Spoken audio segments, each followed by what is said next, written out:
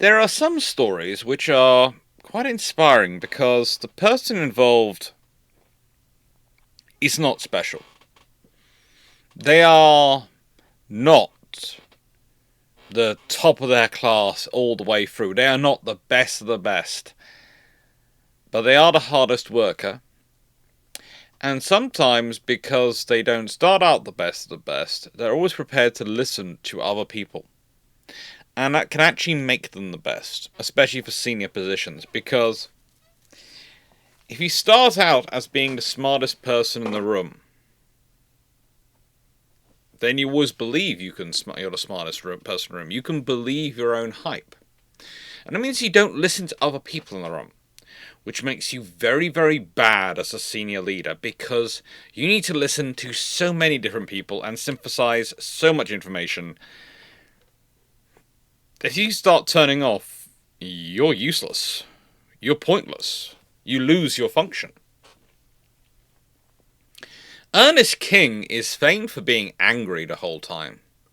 He's famed for having a temper. He's famed for intimidating the Bureau of Ordnance, which, frankly, in the US Navy, is a feat worthy of mention. I mean, there are great battles the US Navy has won, and then there is actually intimidating the Bureau of Ordnance. It ranks higher than some of them. Possibly even higher than Midway, as a personal victory. And King is that good. But what King isn't, at any point in his career, is the smartest person in the room. He never claims to be. He never wants to be. That's not the style of leader he is. He employs the smartest people in the room. Then he lets them have an argument, and then he tells them what he wants to do. And there is absolutely nothing wrong with that. In fact, as a leader, that is an advantage. One of the things I find annoying about the modern world is the sheer insistence and persistence in the mantra that people have to project themselves as being perfect to be any good at politics, that they have to be amazing at everything, that they have to be brilliant. I call this the North Korea dictator syndrome. Because, for me, it started in North Korea. No one else, no other dictator around the world was ever so obsessed with presuming that they were perfect at everything. That they scored a hole-in-one on every single try on their first time they played golf and decided never play it again. Those sort of stupid things. And you go, that's not possible. But then, you actually have modern leaders of democracies who won't admit that their hobbies are sometimes boring, or that they are not perfect at everything, that they need people, they need a team. It's absurd. We're humans. None of us are that brilliant. We're not. This is one of the reasons why I like studying history. Leaders, it seemed then, were far more capable of admitting, in public and private, that they needed people, that they needed to build a team. In fact, that was the mark of a good leader, being able to build a team you could work with. And so today's video is not about King's entire life. It's not about his years as a child and growing up, although I'm sure the formative years had many, many impacts on him. They really did. This is about the years which formed him as a leader.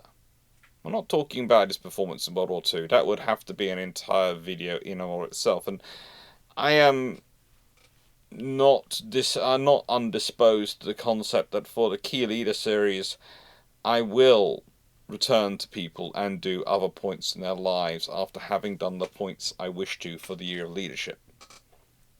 Because that's the beauty about it. And that's the beauty about running your own channel.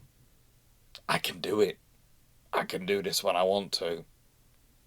And the only people who can really make me suffer are me. Because, as I've always said, I would like the channel to grow. I love that. I'd like, and thankful for all the people who support the channel and help it grow. But ultimately, I do the videos because I enjoy them and I hope they make people think. And as long as I enjoy them, and as long as I hope they make people think who watch them and it interests them, then I'll still keep doing it. It's very nice, though, that it pays the bills to support it. It is very nice. Although those bills keep growing because I want to do more, but we'll leave that to one side till we get to the Shameless book plug and I'll explain. So his early career. Well, he was a dashing young man. He was also tall, okay?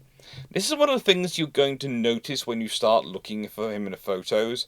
He's usually one of the tallest, if not the tallest person in the photo. And Ernest King was good at his jobs. He was a striking young man and an excellent naval officer. But he was fourth in his class at Annapolis. Fourth. Not bad. Nothing to be disappointed with. But again, not the coveted first place. Not the position which is going to make him feel uber confident and overly capable.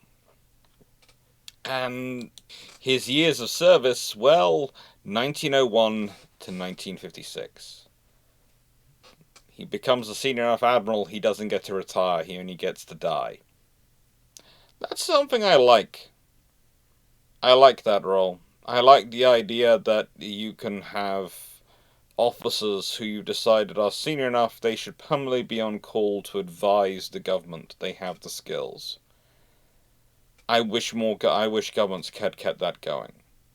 I think myself, if I was in Britain right now, I would automatically have the policy that if you get to the senior part of Defence Forces, instead of retiring as Chief of Defence Staff or First Sea Lord in the Army, First Sea Lord in the Navy, or Chief of the General Staff, or whatever, you get promoted to a 5-star rank and put on retainer. I'd say possibly you limit it to those who do 2 tours in the job, or do both a senior post and Chief of Defence Staff. But I think it would be sensible, because it would give you a pool of people governments could call on to ask questions. And boy, do they need to ask questions. Because the interesting thing is, they didn't have that in America at this point when he was going up, when he was a junior officer. And they really needed it. Today I'd say a lot of countries need it, because you don't have the large population of persons in politics who are experienced in warfare and understanding conflict. You have people for whom the closest they get to it is a computer game. They don't understand how messy it is. They don't understand that there is no rhythm. There is no cheat book. No reset. Nothing like that. It's not like any game. Serving prior to World War I, that was an experience. That was an experience. He had to serve 2 years at sea before being commissioned as an ensign. He did that. He took a course in torpedo design and operation at the Naval Torpedo Station at Newport, Rhode Island. And that's the first big course he does after Annapolis, and one wonders if that gave him a bit of memory when dealing with the Mark 14 torpedo issue. Because they were dealing with someone who'd actually taken that course. And the thing about King is, he's very good at remembering what he's learnt. He's very good at remembering what he's learnt. And if he doesn't, he goes and restudies it. He really does. He also has a lot of experience on various admirals' staffs. And this is something which it's worthwhile noting. He gets groomed for high command. He's always seeking for a cruiser to command, which he never gets. he never gets his cruiser. He spends his entire career, it seems, up until the point he's beyond the point he can get command of a cruiser, dreaming of commanding a cruiser and doing the independent sailing, doing the President's mission. He never gets there. He never gets there. But he keeps aiming for it. Instead, he spends his life with destroyers, submarines, and aircraft. Rather appropriate for what he's going to be organising during World War II, but he wouldn't know at that point, and especially not before World War I, when he's just beginning his career. Just beginning his career. By World War I's time, he is serving on various staffs. He's got Admiral Mayo's staff at this point. And by this point, he has served on the staff of Crowninshield, Rear Admiral Crowninshield. He'd served on his flagship, the Illinois, as part of his staff, and he'd done other duties as well. And despite his ability to serve in these staffs and do well in them, he also had some stains on his career. As well, some would consider him stains on his career. He did like to seem to drink. He seemed to prefer the bars where sailors went rather than other officers. And as well, whilst he was considered technically capable and excellent at his job, he was considered to be not so good at fitting in with the prevailing wardroom culture of the era.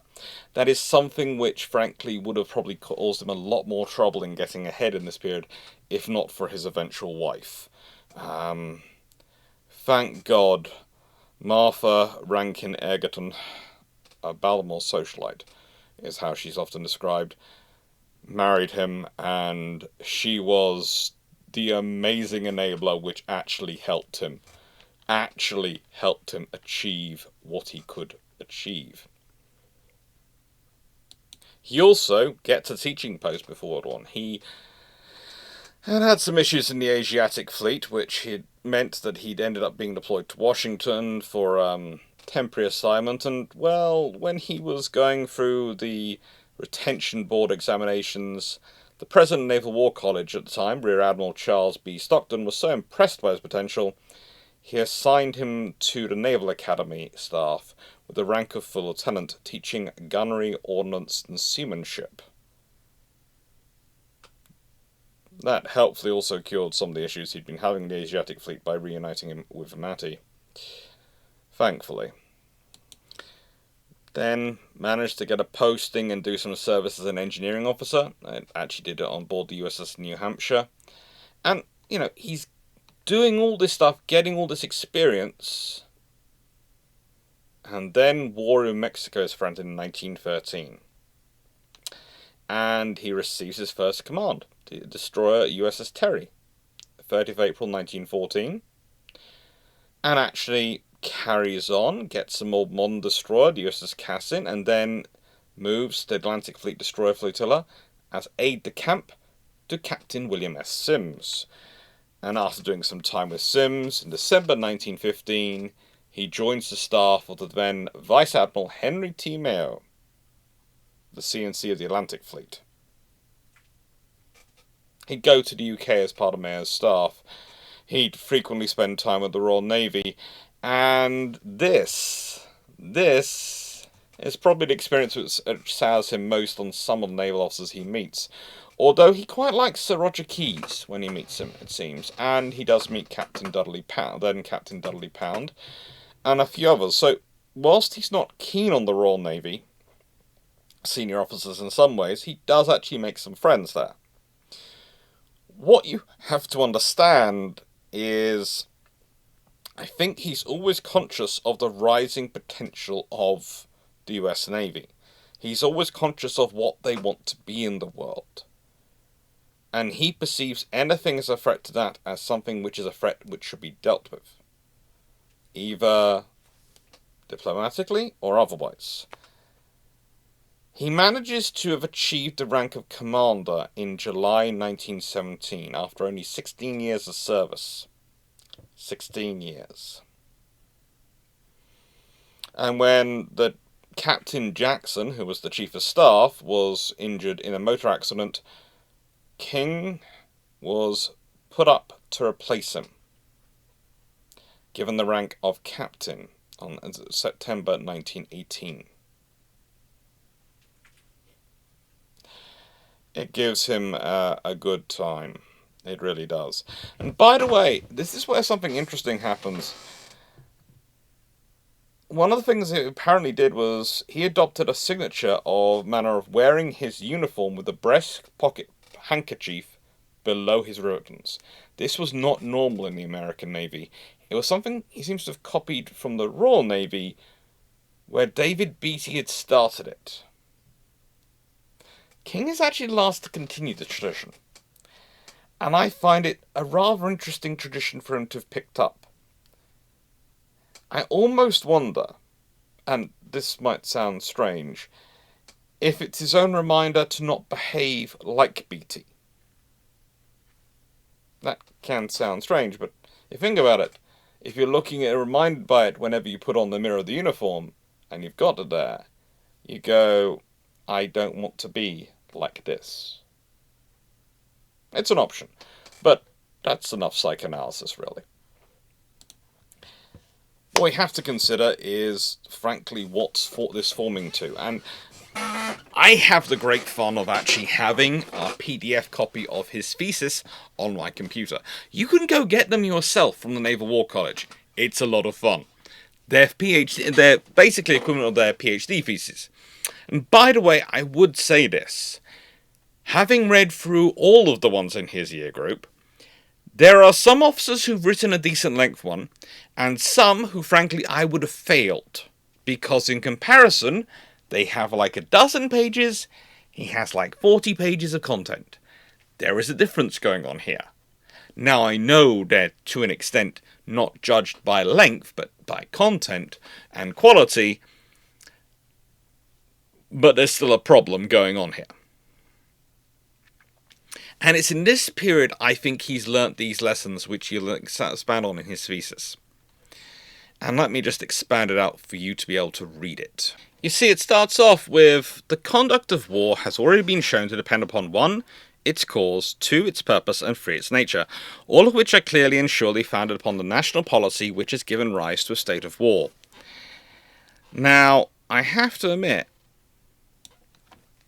that's a pretty clear indication here that countries should not be regarding war as something which comes about by accident.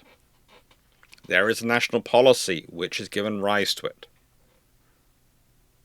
It's a different approach than we might try and claim sometimes today, but it's very simple. And it makes sense then for when you look at his advice throughout World War II and his leadership style leading up to then, how he prepares in the services, the US Navy for war. He is thinking about what is our war aim. And America's war aim is to come out of this more powerful, and come out of World War I more powerful, come out of World War II more powerful than they were going in it.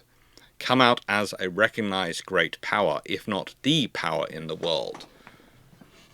That's what America wants. That's America's manifest destiny as far as they are concerned.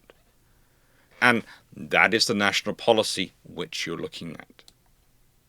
And yes, there are other reasons they end up in the war. Yes, there's all sorts of things. But when you look at it, if America hadn't been contesting for great power status and preeminence in the great power status, well, they wouldn't have exactly been something which anyone was interested in having as an ally, would they? They'd have probably been something everyone was considering, what do we do about it, kind of like the Ottoman Empire. This is an era where you're either contesting for the top spot, or you are the meals for the top spot. That's the reality of it. There is nothing wrong in having that as a mentality, because that's the period we're talking about. And sometimes, honestly, it doesn't look like we've come from that far from it today. Whether or not one or more national policies are the originating cause set the goal to be attained, or indicate the scope of the hostilities. There is always one additional national policy that is a decisive factor. What ways and means is national policy provided for waging war? Or, in other words, where and what are the tools wherewith war is to be made? The consideration of adequacy of ways and means, tools at hand or in prospect, are vital to the conduct of war. Presumably, as hereinbefore set forth, the realization that insistence on a given national policy was likely to lead to war has resulted, as in the case of Japan versus Russia, in an adequate national policy as to ways and means. If not, there the nature of the war is bound to be, in every sense, limited and the outcome a matter of positive doubt, at least. That Tools of War passage. I know I've continued on and I have the scope of ways to means, which does carry on to page 12 and is full of all sorts of interesting things, but that Tools of War passage in that chapter, it always hits me. It always hits me because it's basically this. If your policies are going to lead to war, you'd better have had a policy of preparing for war. And your policies are always going to lead to war because you're either seeking an aggressive policy or a defensive policy. You're either protecting yourself or you're not. If you're not protecting yourself, you're likely to find yourself in a war when you didn't want to be, and when you're not ready for one. If you are protecting yourself, well, people might decide, well, you might end up having to use that force. Because someone still might pick a fight with you. The very fact that what your policies are, if you are not preparing for war, you are causing yourself trouble. To me, this is always a interesting point. Sivi pacem para bellum. Those who seek peace must prepare for war. It's written out here in what I would call Americanese Navy of the 1930s.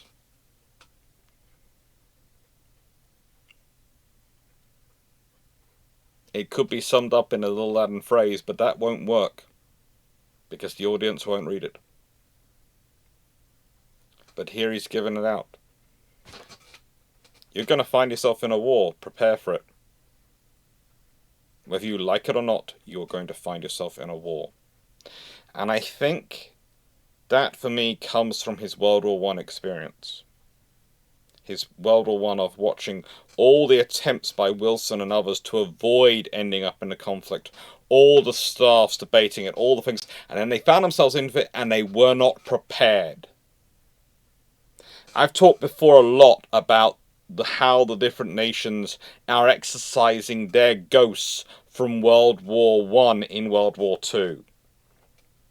Their ghosts, their nightmares, their deep pain in their psychology, and the one for the US that they wanted to expunge was not being ready for war. And guess what? Despite the best efforts of people like King, they still weren't ready for war when war hit. They still weren't. And he really, as we're going to see in his career, puts a lot of effort into preparing them for that. And that may, to some extent, explain the modern American military-industrial complex and their spending on their armed forces. The fact that twice in a row major wars found them wanting, found them not ready for it, not prepared for it. And unlike Britain, who accepts it as a fact of being, a thing that just happens because we are a democratic nation, and our ministers and MPs will never seek to spend money on defense in the peacetime if they can avoid it, under any circumstance. In America, they were a new country, a new representative democracy, a new republic. They wanted to do things better. And surely that meant they should not have this scenario where they are found wanting every time the bell tolls. Surely.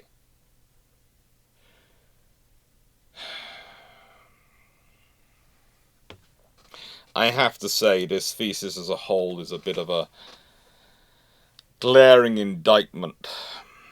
And this is from his senior officer's course, this thesis I'm citing. It's a glaring indictment of the US government system. It really is. Now, you might be thinking, he's a captain. He hasn't yet written that thesis. He's come out of this war experience. What's he going to do now? Well, the US Navy has too many captains at this point, so they send him off to the Naval Postgraduate School to be a teacher. And he does well. He buys a house. He's raising his family. He writes a report on naval training with Captains Knox and Pye. Because, well, you might as well. Of course, it's published in Proceedings, which at one period of time he had been the editor thereof, but the recommendations are pretty much ignored. The KPK report sort of has some effect on the Bureau of Navigation policies, but not much more. It really doesn't. And then in 1921, Rear Admiral Henry B. Wilson is coming to take over the Naval Postgraduate School. And King hates him. King thinks he's an absolute... So King goes to Captain Leahy to ask him for sea duty. But he's too junior a captain for a seagoing captain's command. That's literally what they're running here. It's a lottery of, if you have spent long enough time being a captain, we'll actually let you go be a captain. And nothing of proper status was available, but King doesn't give up. King kept annoying him. Eventually he goes, well, we've got a store ship. No one wants a store ship. They're boring, and no one ambitious wants a store ship because you can't do anything. And King basically goes, it gets me away from Wilson! Take me to your store ship! She be mine! And so he gets USS Bridge. This beautiful article, which he promptly enjoys.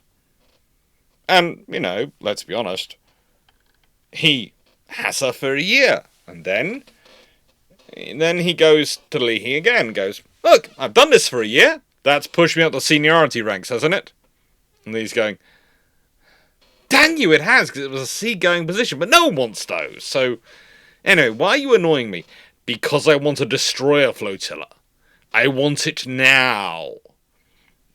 See, he's had time to develop his skills and knowledge of naval command and to think about things as a postgraduate, even though he hadn't gone to the school himself, really.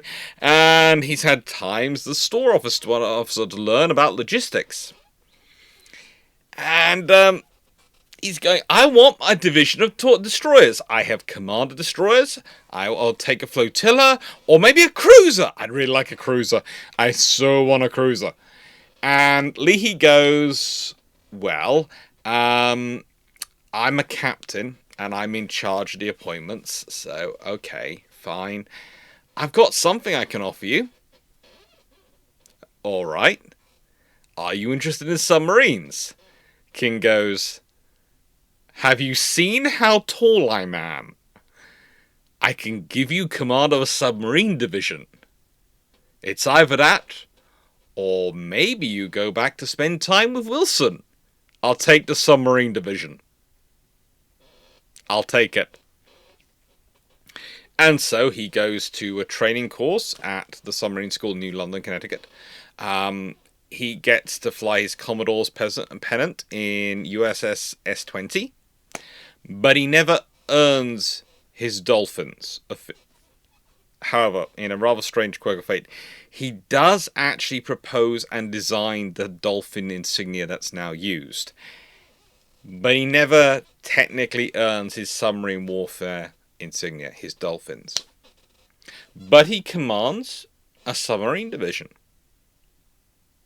He even takes over the submarine base at New London in 1923. And he does well. That's his technical skills and his abilities is one of the reasons why he is directing the salvage of S-51 when she needs to be salvaged and returned to duty. He did an amazing job.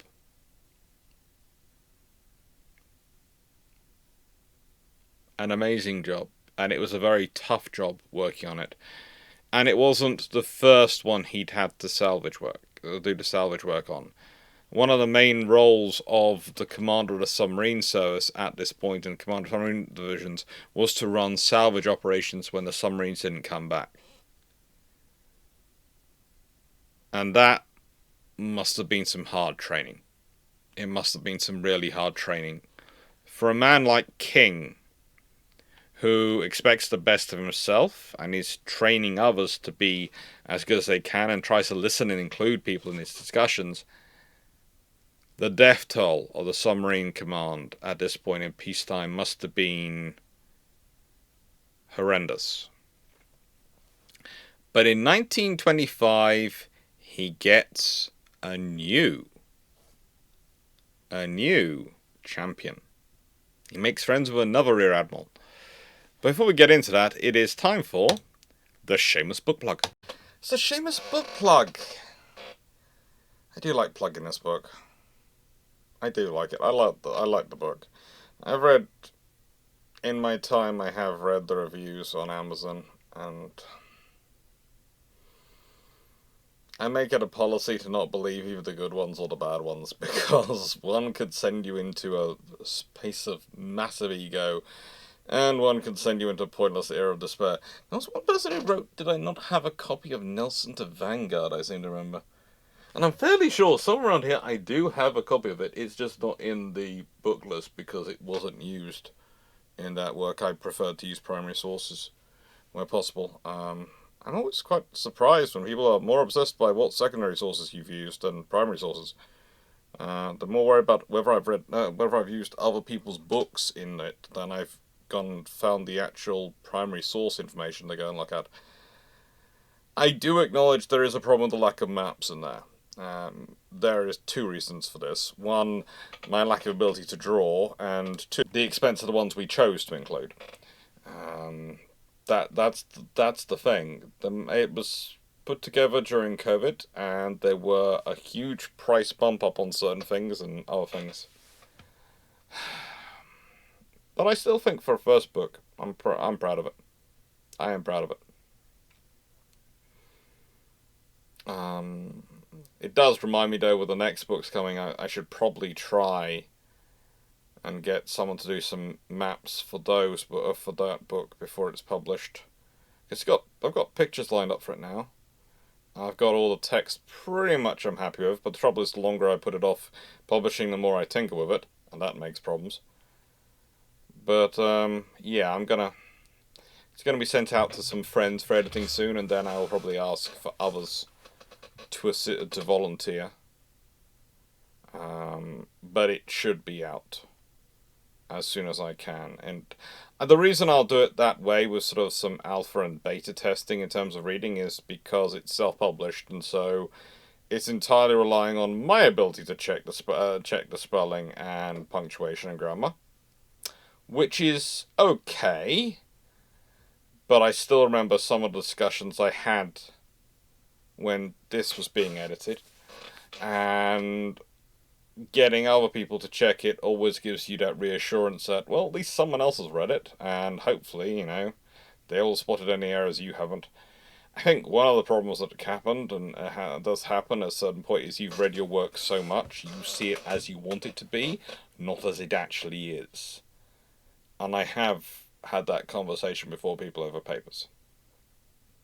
You need to be careful on that front. But no, Admiral King's a fun one to talk about. It's interesting to me that Admiral King and Admiral Henderson from the Royal Navy share quite a lot of overlap in some of the points of their career and some of their purposes in terms of being in charge of the development of naval aviation. And in many ways, I do wonder what King would have done if he'd found himself in a similar post as Henderson as Third Sea Lord. I do wonder how the US Navy would have looked like, considering his tendencies, and we're going to be talking more about his thesis as things go on. I haven't done a complete deep dive into his thesis for you in this video, because then it would have just been his thesis and not about his career and what he'd learned and how he experienced these things, and how he developed his time. And there are some really good books about King. There really are. I'm not going to recommend specific ones in this video because I've got about 3 of them, and I like them, but not enough to recommend any of them over each other. And if I get into the whole discussion of these 3 books, then it will turn into a book review, so no. But no, he's a good topic. Thank you for your support of the channel, for liking, sharing, subscribing, helping the channel grow, everything you're doing to help the channel grow. Just watching the videos helps with the channel growing. Honestly, it really does.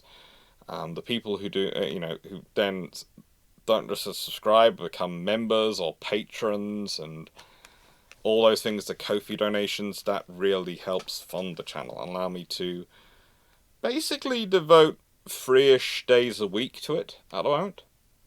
That's what I managed to put into the channel, 3 days a week, and keep up this level of output, which I think works okay. I'd love to put more in. I'd love to be able to put more in, but at the moment I can't financially swing that. I have to do consultancy 2 days a week. I'd prefer to do teaching, but at the moment consultancy is easier.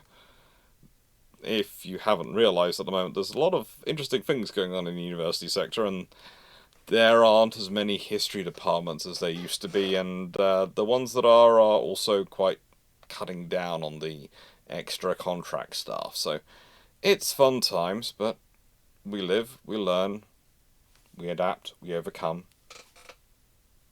I've always found it an interesting point that I enjoy spreading my love for naval history and hopefully engaging more people in enjoying naval history. But some have a very fixed view of they want to do this in their career, and if they're not doing that, then they're not got the career they want and they don't want to do it. I've always thought it's better to be adaptable. See what the future comes. See what, I would never have thought. If you'd asked me 10 years ago, would my research be funded entirely by YouTube? Would I be doing all the things I do when I actually do the shipshape crew and all this stuff? I would have looked at you as if you were insane and gone, wow, whose life are you talking about? But the thing is, you roll with it. You say yes and you see how it turns out. And to an extent, despite his anger, King's the same. And he does have some justifiable anger. He never gets his cruiser. Never gets it. So we have an officer who has spent time in destroyers, staff work, teaching, and would really love to command a cruiser. What do you do with him? Well, step in, as said, Rear Admiral Moffat, who's the Chief of the Bureau of Aeronautics. And he basically goes, when you finished S-51, if you don't get command of a cruiser, would you like to come and work with me in naval aviation? And King goes, I want a cruiser. And he goes, I don't have a cruiser to give you. So after S-51 has been salvaged and sorted out, he goes off to the USS Wright, which he assumes command of. She is an aircraft tender. And he also has duties as being senior aide on the staff of the Commander Air Squadron's Atlantic Fleet. So he is both commander of a tender and a senior aide. Yes, the US Navy has many, many issues in this period. The lack of having a substantive rank above Rear Admiral is one of them. The absolute strangeness of some of their multi-hatting of appointments is another. Both of these things cause all sorts of interesting fun to go on. The US Navy basically continues to behave well into the 1940s, let's be honest, like it is still a tiny navy. It still behaves like it's a small navy, not the one of the largest navies in the world. Technically, equivalent size to the Royal Navy. Technically, they're equal largest in the world. But thanks to Congress and its funding issues and its desire to never spend more than it has to, second largest in the world. But still, this They don't act like it. You've got someone who's commanding a ship and also having a title of senior aide to a command he cannot really be there for if he's commanding his ship properly. It's nonsensical. And this is also the year, 1925, when Congress passes 10 USC Sec 5942, aka known as Title 10 of the United States Code of the Armed Forces. And basically it requires all commanders of aircraft carriers, seaplane tenders, and shore establishments be qualified naval aviators, or naval aviation observers. King, therefore, has to, in 1927, report to Pensacola. They send him to Florida, the poor man, for aviator training in 1927. He's the only captain there in a class of 20, which must have been fun. There's also Commander Richard Turner and there, but most of the class are ensigns or lieutenants. So imagine those poor kids. They're ensigns, lieutenants, and there is a salty commander and at Captain King.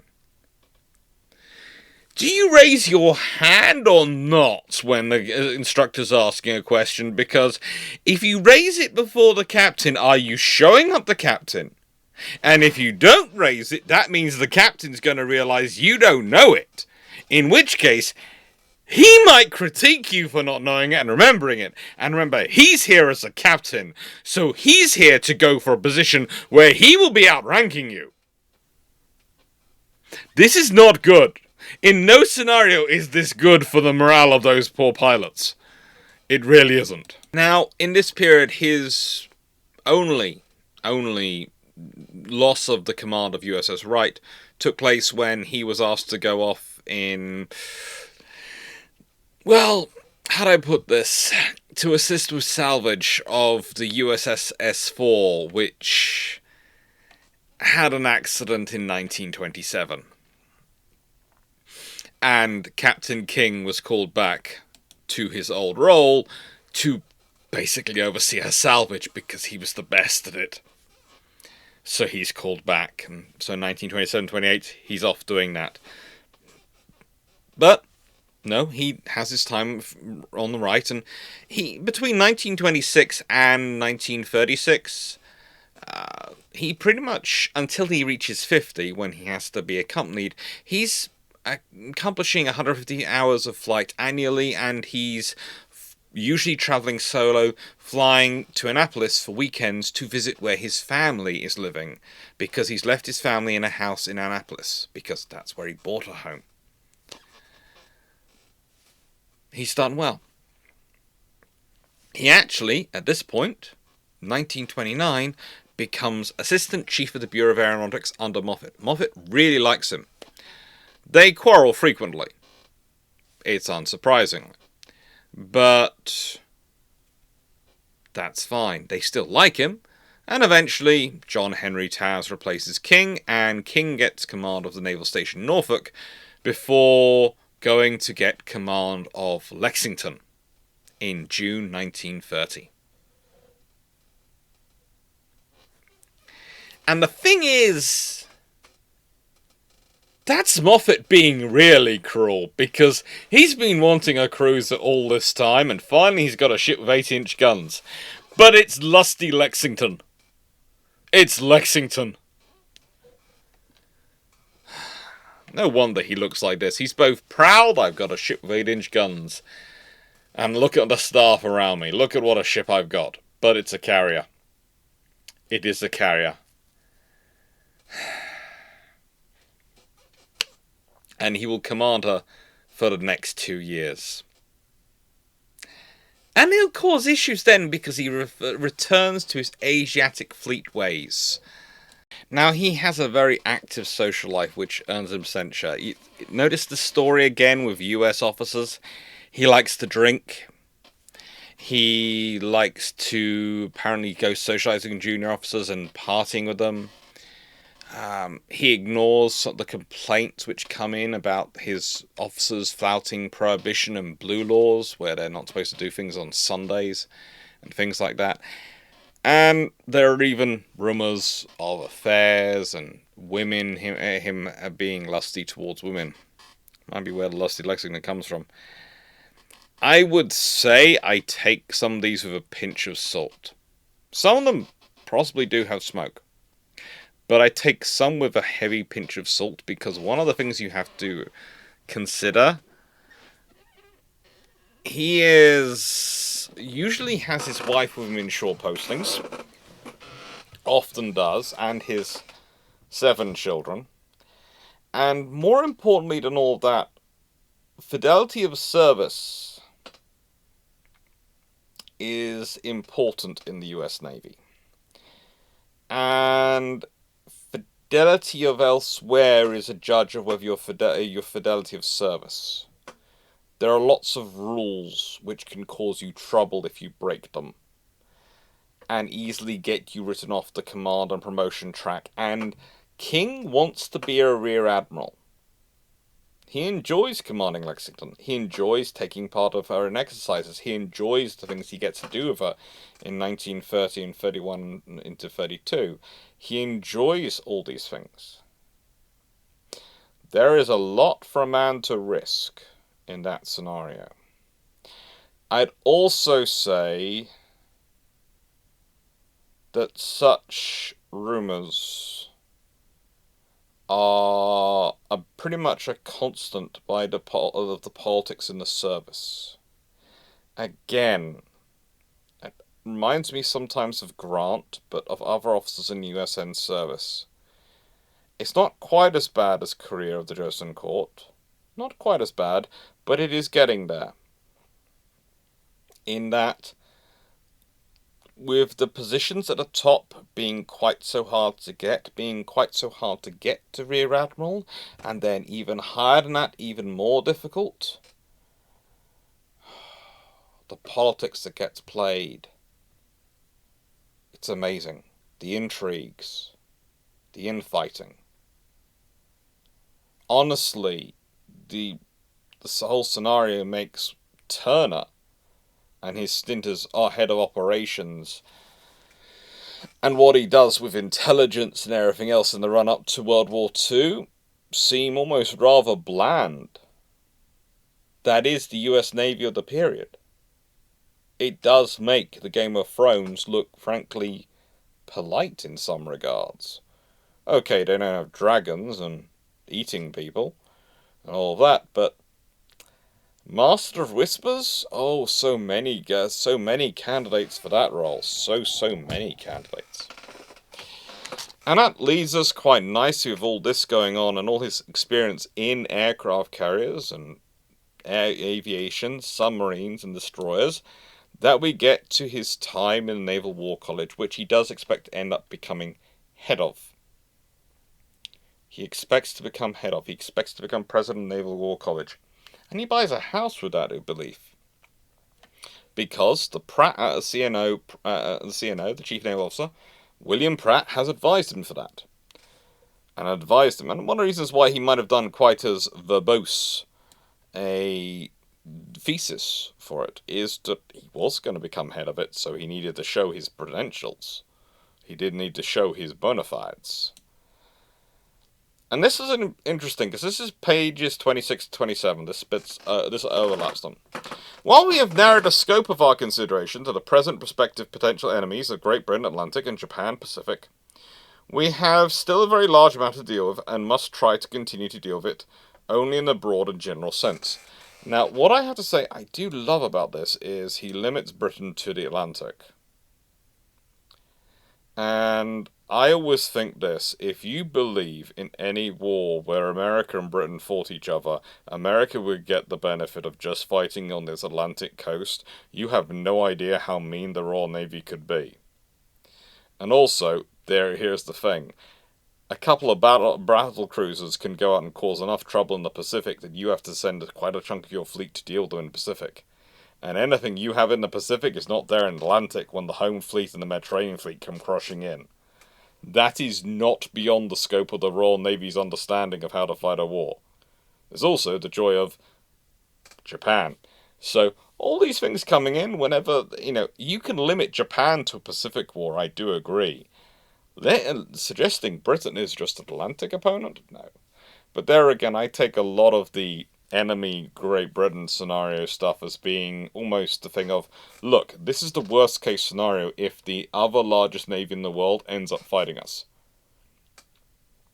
If they do, we are in trouble. And also, if we're going to go for the position of number one in the world, that's most directly going to affect them, who are the existing number one in the world.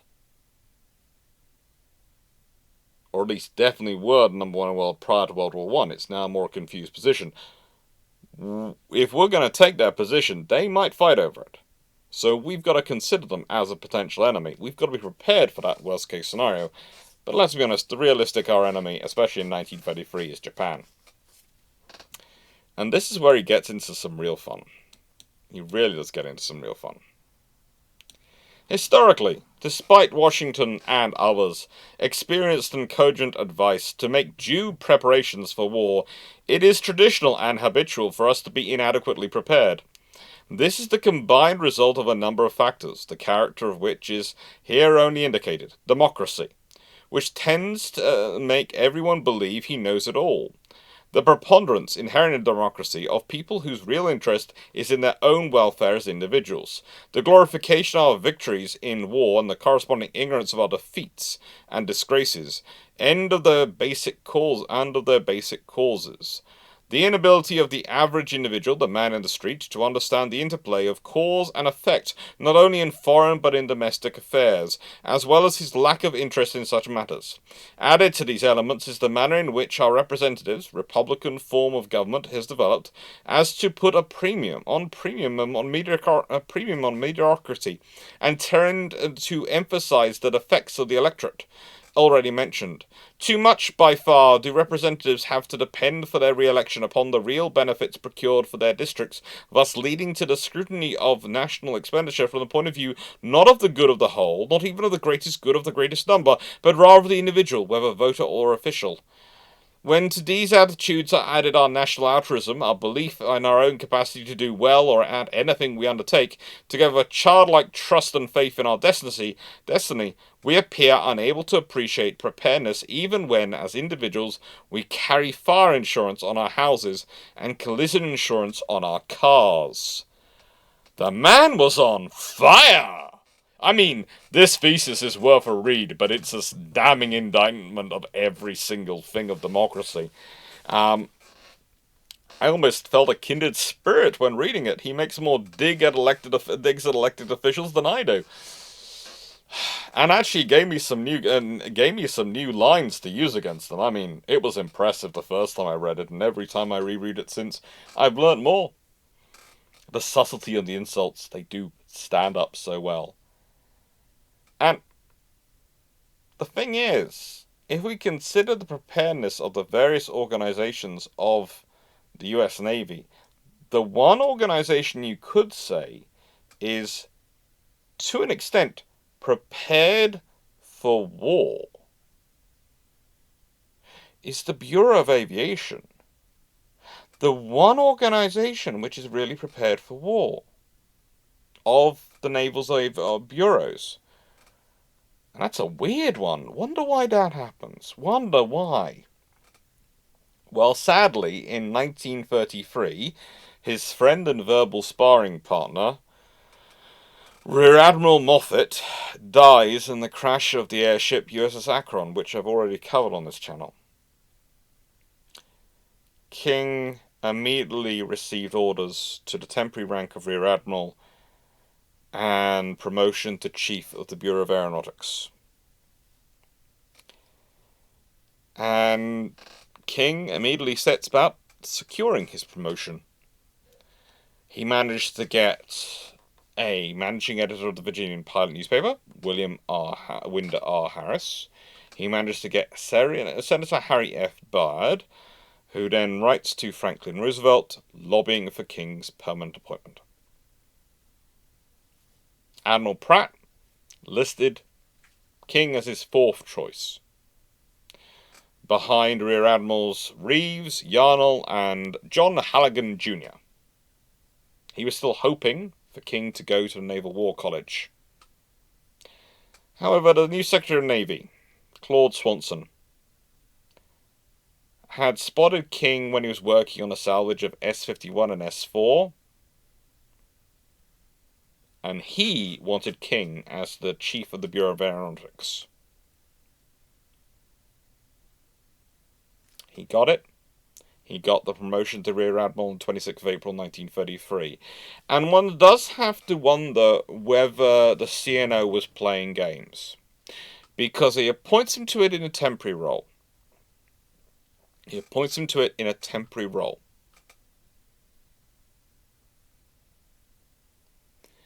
And if you get appointed in a temporary position, and then the CNO goes, oh no, you're going to have to bend my arm to make it. I've got these 3 other candidates.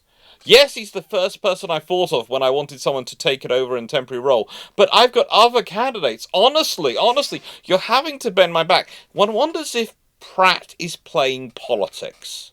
Honestly. Because it's kind of a glowing endorsement for the role if you promote him into it, and even in a temporary position. Yes, I want him for the Naval War College. I've got this other position I want him for. That's terrible. You're going to take him away from that. That's what I want him for. And instead, you've put him in the Bureau of Aviation. A man who's just spent the last few years working in aviation.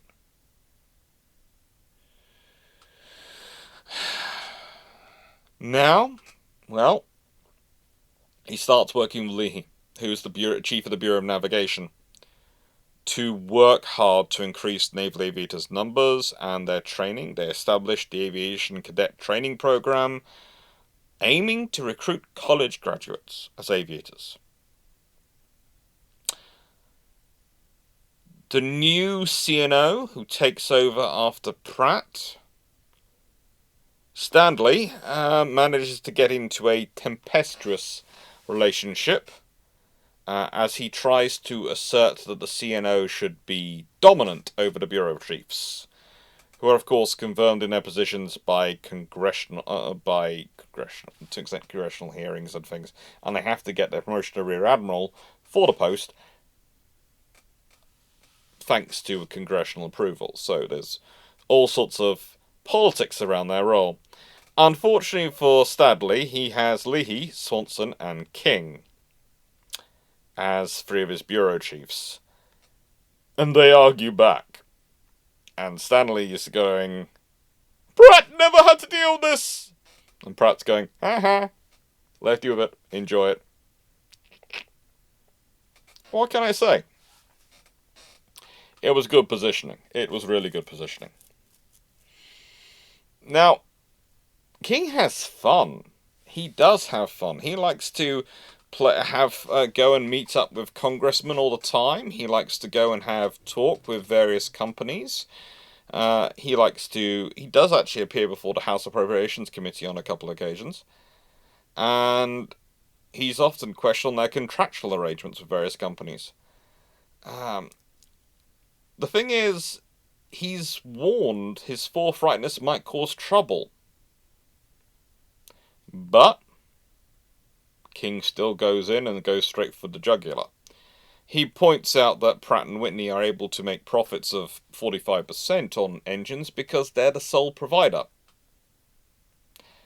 And as a result of that, well, the Vincent Travel Act of 1934 takes place, which limits profits on government contracts and government aviation contracts to 10%, but also, more importantly, encourages and has other measures associated with it that encourage other builders to get into the process.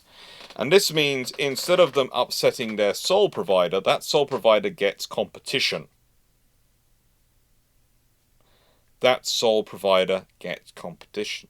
And if it didn't, would there have been the other engines available for World War II? That's the thing. The cautious, sensible political advice was don't piss off your main supplier. The long-term preparation for your nation and status is piss off your main supplier. Make sure there are more than one supplier because you need more than one in a wartime.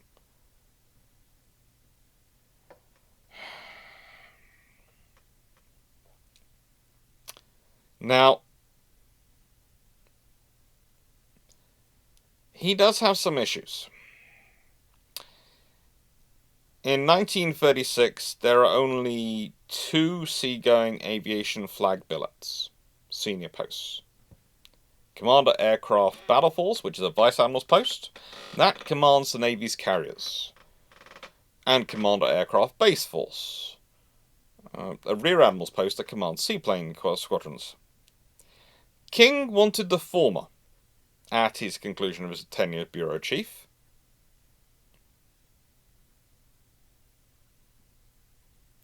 King wanted Aircraft Battle Force.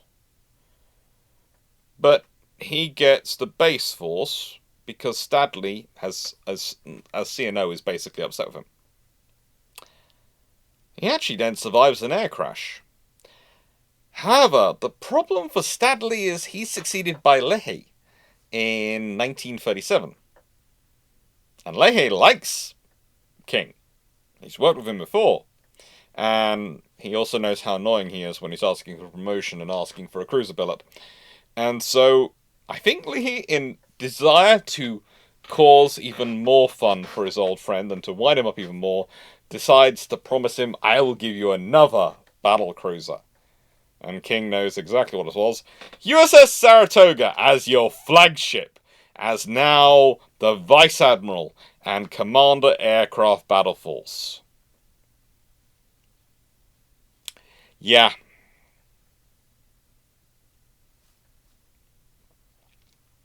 He takes a lot of fun in this, because Yarnall's 1932 war game findings hadn't been corroborated really by anyone, but in 1938, he gets to be in charge, and King himself, stages a successful simulated air attack on Pearl Harbor.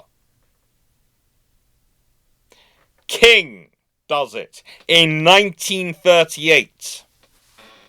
And no one takes him seriously. King does it.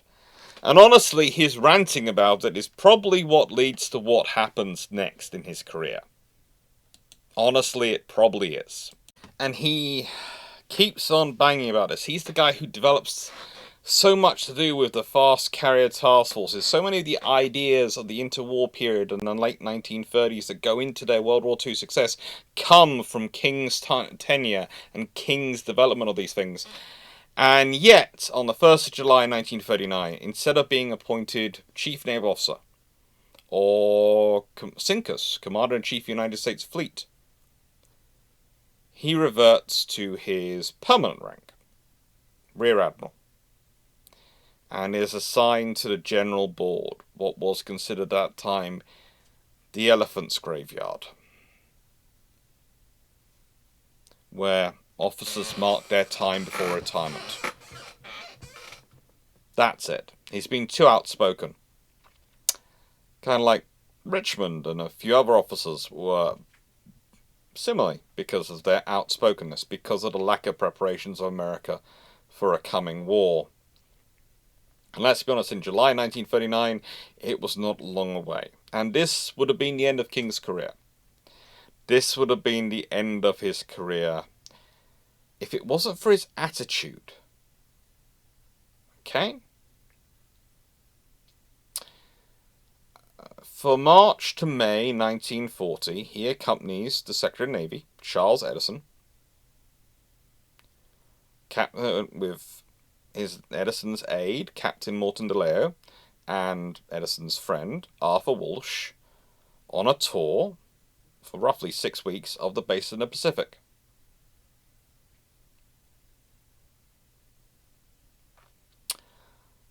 While they're there and doing that tour, they actually managed to go to a film, the one about Edison's father, starring Spencer Tracy.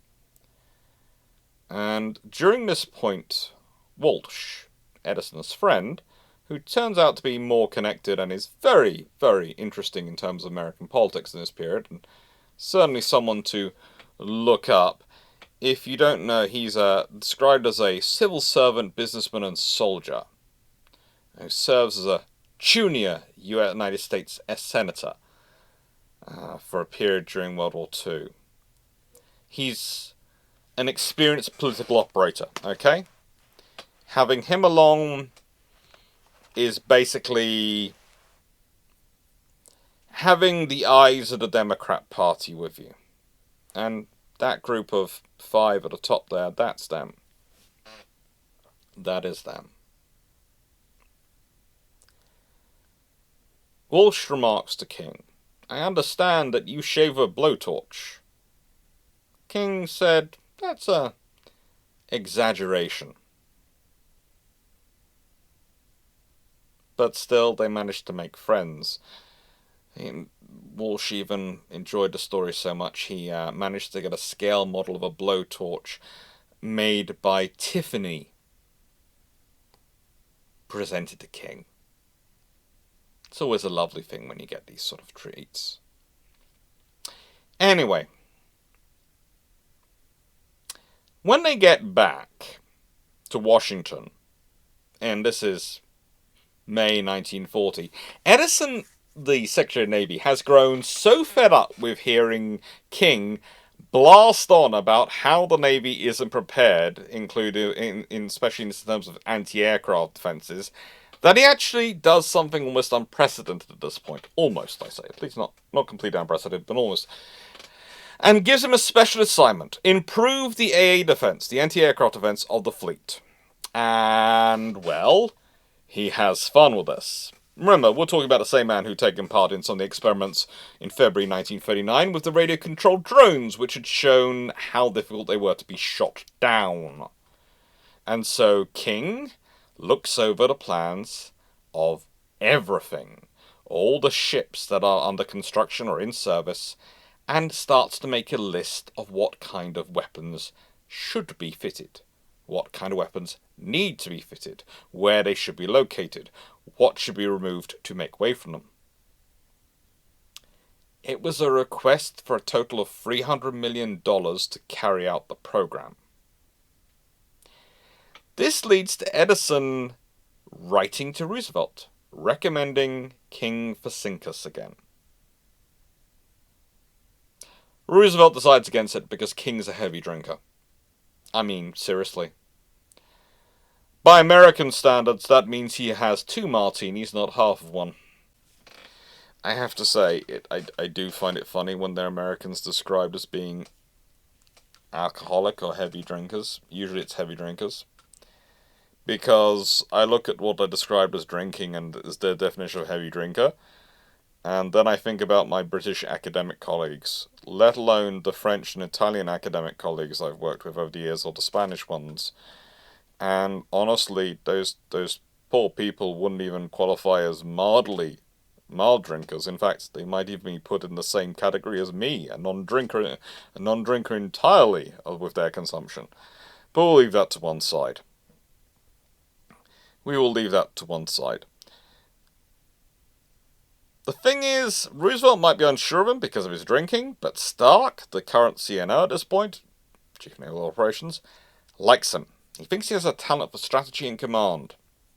And so in September 1940, he brings him to his office, along with the Chief of the Bureau of Navigation Time, a guy called Rear Admiral Nimitz. Don't know where he's going to turn up again in this story. And he offers King the command of the Atlantic Squadron. Nimitz had to explain to King that whilst he'd been a vice admiral in his previous command, he'd only be a rear admiral for this one. King said he didn't care. He didn't care. However, assumption of command was delayed for a month because he had to have a hernia operation. I'm not sure if that was because of holding down, pretending he didn't care, the fact he was going to see as a rear admiral, not a vice admiral, or because he was so fed up at that point with the politics in Washington, not preparing for a war when there was an actual war going on. And then, before he could get to go out to sea again, he had to accompany Frank Knox, who was Edison's successor. Yes, they've already changed Secretary of Navy. It's been like weeks. On another inspection tour. This time the base in the Atlantic. So he's done a tour of the base in the Atlantic and the Pacific. But yeah. Finally, in December 1940, he gets to raise his flag as Commander Patrol Force, which the Atlantic Force had been renamed in 1st November, on USS Texas. Appropriate for his morale and appropriate for his sense of standing, but oh my god. You've got a battleship in the force and you're calling it Patrol Force. I realised this was part of the diplomacy going on at the time, and I realised this was part of the neutrality, but still, there is politics and we're a patrol force. That's a battleship. That's USS Texas! We're honestly here to patrol. That's the equivalent of handing the police over to Terminators. But no, still, Texas is his flagship. Always good. Always good. And, well, he found some interesting things in this. When he opens the war plan safe, he finds it's for war with Mexico. This is not sensible. And so, after 3 days, and the only reason he waits 3 days is he has to first put together the plan with his staff of how to do it. His first order is to put the patrol force onto a war footing. He states to his subordinates that the USA is already de facto at war with Germany. Remember his points about policy, national policy. At this point, the neutrality zone is being expanded across the Atlantic. De facto, they are at war with Germany. Whether they're fighting a war or not, they are contesting the Atlantic. They're contesting their ability to operate. They are functionally at war. And in January 1941, he issues what's known as Atlantic Fleet Directive Serial 53. This is specifically encouraging officers to avoid micromanagement, to delegate clearly, and to make themselves an objective-based force. Oh, good lord! If only he could actually enshrine that in people. On February 1941, the Atlantic Fleet the patrol force is finally designated the Atlantic Fleet, and King is promoted to full admiral at this point to become Commander-in-Chief Atlantic Fleet. Sickland. He's very happy with this. He's not very happy with what happens in April 1941. April 1941, he's summoned to New York, and Roosevelt informs him of a conference with Winston Churchill. Now, at this point, King finds the Texas to be unsuitable as a flagship, because as lovely as she is, she cannot run around fast enough for what he needs. So he takes the USS Augusta. Now, please note, USS Augusta is a cruiser, a Northampton-class cruiser. And I think there are two reasons for this. One, he needs a faster ship, yes, to wander around in Texas. He needs to be able to deploy around. Secondly, he's been wanting a cruiser for blooming years. Finally, he's an admiral. No one can stand in his way anymore. The cruiser shall be his. He gets her, the Augusta. And so it's Augusta, as his flagship rather than Texas, which takes Roosevelt to the Atlantic Conference, where he has other fun, because this is where he meets Admiral Sir Percy Noble for the first time, and Percy Noble will become a special frenemy. They really will, because as King is trying to fund the US naval war effort, he will constantly be finding Percy Noble trying to fund the Royal Naval War effort, and the various issues of getting resources out of the same factories. And the same bunch of politicians. And Noble is good. Noble is capable.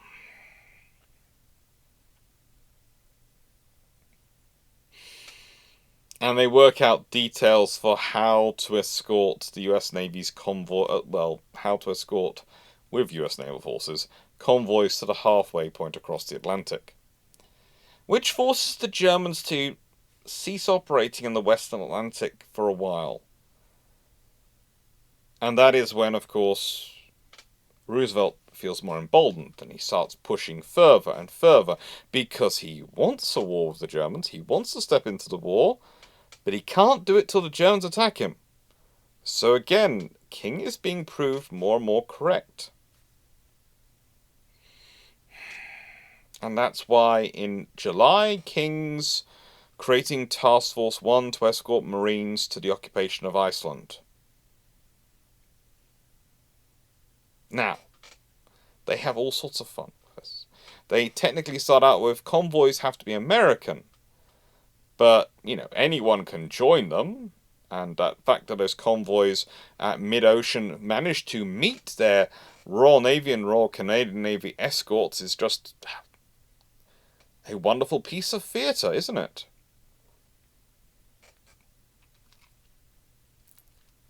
And this is probably why on the 31st of October, 1941, the USS Reuben James is sunk by a German U-boat. It's accidental. But at this point, Congress uses it as the ability to... the answer is we will amend the Neutrality Acts to allow merchant ships to be armed to deliver goods to British ports. And that helps things out tremendously. Now, at this point, how he's not dancing around saying, I told you so, I told you so, I do not know. And of course, from this point onwards, he goes on to eventually the post where he combines what was Sincus, but sounds too much like Sincus, so they changed it to Cominch, and CNO, to a combined post, succeeding Stark and doing all sorts of duties. He goes on to be a really successful officer and senior command. But honestly, how's this shaped him? He wanted to serve. He wanted a naval post. He wanted senior positions, but he always had an ambition, and he always wanted to serve at sea.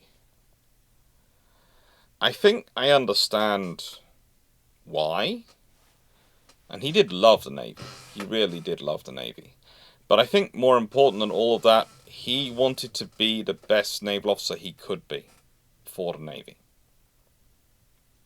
He wanted to be the most successful naval officer he could be for the Navy. And he keeps developing himself. He keeps growing himself. Quite by accident in many ways, you've ended up with a senior officer at this point who is fluent in aircraft carriers, submarines, and destroyers, as well as experienced and knowledgeable of logistics, who has a massive experience of staff duties, grand strategy, has sat in combined positions and worked with politicians across the world, who understands potential allies and potential foes, and is used to playing the game in ways perhaps many others aren't. Honestly, if you'd asked anyone in 1939 whether there was a perfect officer to come to senior command, and who'd been groomed for all the requirements for a modern war, and the war the Americans would end up finding themselves fighting, they wouldn't have picked him. They would not have thought of King. But he was. He was. And he is probably the one who is most misunderstood.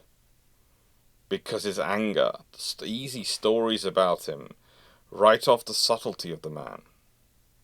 They do. The easy pointing of him to him as an Anglophone because he points out that Britain could be an enemy, because he doesn't want Britain in the Pacific. All these things, and cause the trouble he does. It's very easy to cite at him and throw at him, but it's not reasoning why. What was his reasoning for it? Think about his policies about national war aims. He wants the Pacific to be the American Ocean. He doesn't want the British Pacific Fleet to have Britain to have a Pacific Fleet because he doesn't want to have Britain to have any stake, any success in winning the Pacific back. He wants it entirely for America. He's happy he would work with them in Atlantic. He doesn't follow all their advice. He doesn't follow all their orders. But to some extent, he can't. Because his force isn't ready for it. Because he hasn't got the capabilities to implement it. And he's having to do what he needs to do. And does he always make the right decisions? No. No, he doesn't. I have pointed him out when he makes wrong ones in other videos plenty of times. Does that mean he doesn't deserve respect? That he doesn't do a good job? No, he does. And he's probably the best prepared of any of the American admirals for the position he finds himself in. I think he probably is a bit of an awkward cuss. Because he doesn't shut up. He doesn't go away. You can't easily pacify him. But you can distract him. You can give him something interesting. And the honours and distinctions he wins for the hard work he does during his career, I think sets him apart. It does. With that being said, I do have an interesting question for you. Considering his personality and views on events, imagine he is sent to command the Pacific Fleet instead of Nimitz. Or even more interesting if you want to. Imagine if it was King sent out to replace James Richardson as Admiral in charge of the Pacific Fleet instead of Kimmel in February 1941. Because the thing is, think about what the differences could be. You see, Kimmel, in many ways, he gets fooled by the intelligence coming in, by the information he's receiving, and believes it. But let's be honest. If we go by King's rationale, as he was explaining to the Atlantic Fleet in January 1941, let alone, well, the Atlantic Patrol Force, rather than it doesn't become the Atlantic Fleet till February 1941. So the thing is, he'd be promoted and sent to the Pacific Fleet rather than getting the Atlantic Fleet. He's already put that onto a war footing. What's his policy gonna be in the Pacific Fleet? There again, he'd probably have caused a lot more trouble. He's useful in the Atlantic Fleet, putting it on a war footing. But, would he have been useful in the Pacific putting in a war footing? More than Kimmel even did. And Kimmel does his best. And Richardson had done his best before then. It's an interesting question to think. What happens if this officer, this man, goes out to the Pacific instead of Kimmel? Does Pearl Harbor turn out the same way? Do they have the same loss in confidence in him as they claim in Kimmel? What happens then with Nimitz? Does he take over the role which King did traditionally? It's all an interesting question to think about. And that being said, what have we got coming next week? Percy Walker, Nellis, transformed the Canadian Navy. Also, George of Antioch's coming up. Oh, that's going to be a fun one. That's going to and no one's going to pay much attention to that as a video, but George of Antioch is a very cool person. The admiral who made Sicily feared by Byzantium in the 17th century. Yeah, the Sicilian Drake. It's a fun one. Take care, thank you. Hope you enjoyed the video, and good night. He says, because, well, actually, I am finishing this video in the evening, so yeah, I'll go with good night. Thank you.